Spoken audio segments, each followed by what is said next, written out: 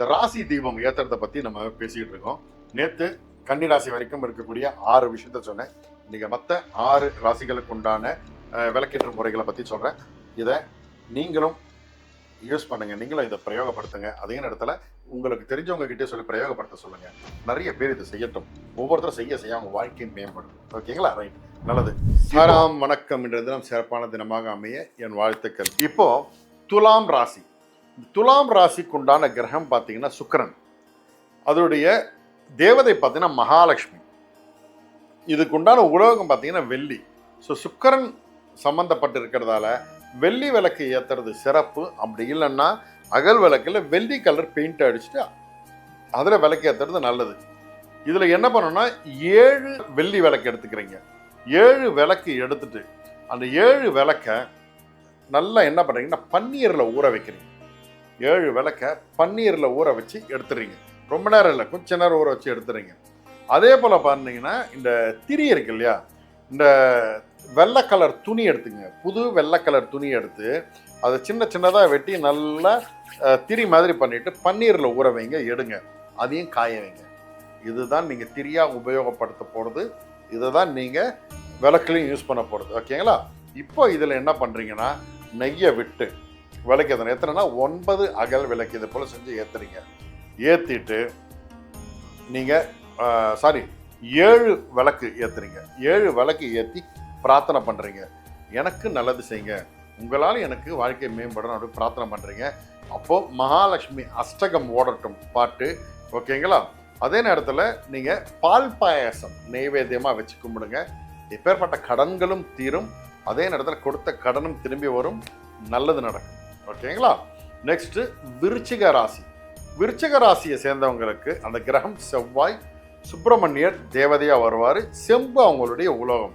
ஓகேங்களா? செவ்வரளி பூ இருக்கு இல்லையா, அதை தாம்பாள தட்டில் பரப்பி 9 அகல் விளக்குகள் வச்சு, ஓகேங்களா, நீங்கள் நெய் விட்டு தீபம் ஏற்றணும். ஏற்றினால் திருமண தடைகள் விலகிடும். அதே போல் மகிழ்ச்சியான குடும்ப வாழ்க்கை அமையும். குழந்தை பாக்கியம் தள்ளி போகிறவங்க குழந்தை பாக்கியம் உண்டாகும். அதுக்கப்புறம் போலீஸு இராணுவத்தில் வேலை செய்கிறவங்களாம் இருந்தீங்கன்னா உங்களுக்கு ப்ரொமோஷன்ஸ் நல்ல சீக்கிரமாக சேரும். நிறைய வாய்ப்புகள் உங்களை தேடி வரும். ஓகேங்களா? இதுக்கு என்ன செய்யணும்னா தோரம் பருப்பு இருக்கு இல்லையா, அதில் நெய் சேர்த்து பாயாசம் செய்யுங்க. அதை நெய்வேத்தியமாக கொடுங்க. சஷ்டி கவசம், கந்த சஷ்டி கவசம் 2 ஆகட்டும்.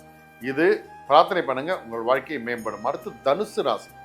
தனுசு ராசிக்கு உண்டான கிரகம் பார்த்தீங்கன்னா குரு பகவான். இந்த குரு பகவானுக்கு அதிதேவதையாக இந்த இடத்துல உட்காரக்கூடியவர் பிரம்மா உட்கார்றாரு. ஓகேங்களா? இதுக்குண்டான உலோகம் பொண்ணுன்னா கோல்டு. வசதி இருந்தால் கோல்டு விளக்கு ஏற்றுங்க. அப்படி இல்லைன்னா அகல விளக்கு வாங்கி கோல்டு பெயிண்ட் அடித்து காய வச்சு ரெடி பண்ணி வச்சுக்கோங்க.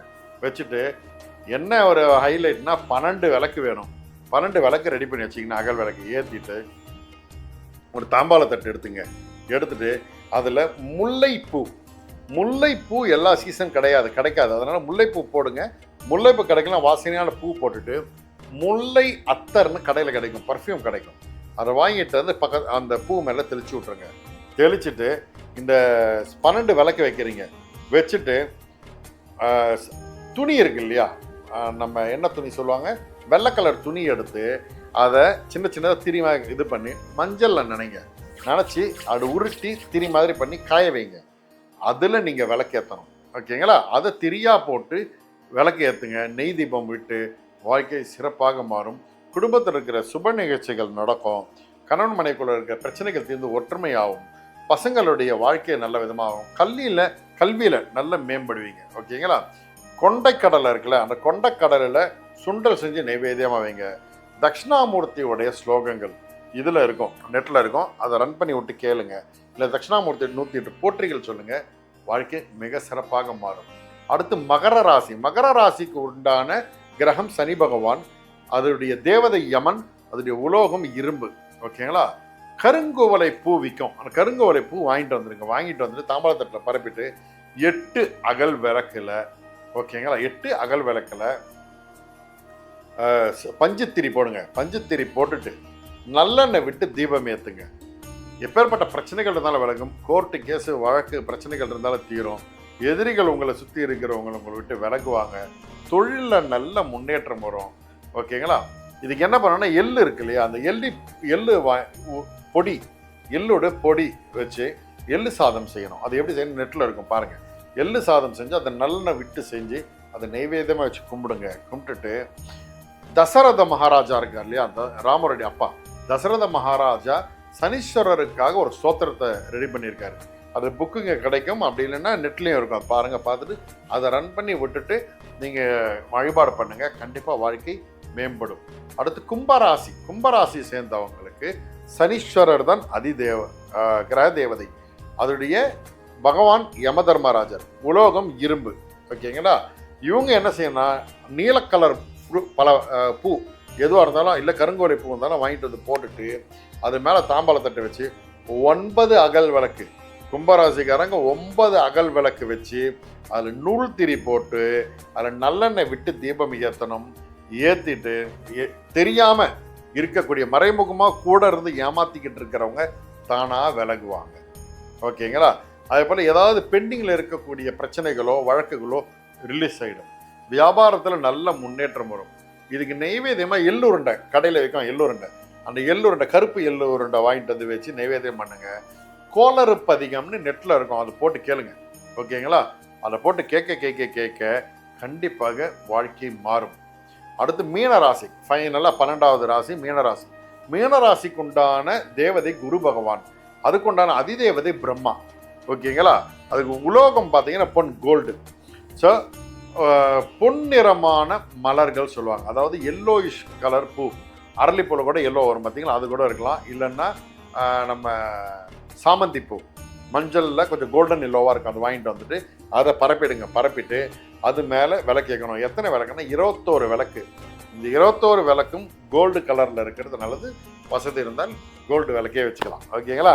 அந்த அகல் விளக்கு வச்சு அதில் நூல் திரி போடணும். நூல் திரி போட்டு சுத்தமான பசுனையை விட்டு விளக்கு ஏற்றணும். விளக்கு ஏற்றும் போது எல்லா மங்கள காரியங்களும் நடக்கும். அவங்களுக்கு எல்லாமே நல்லது நடக்கும்.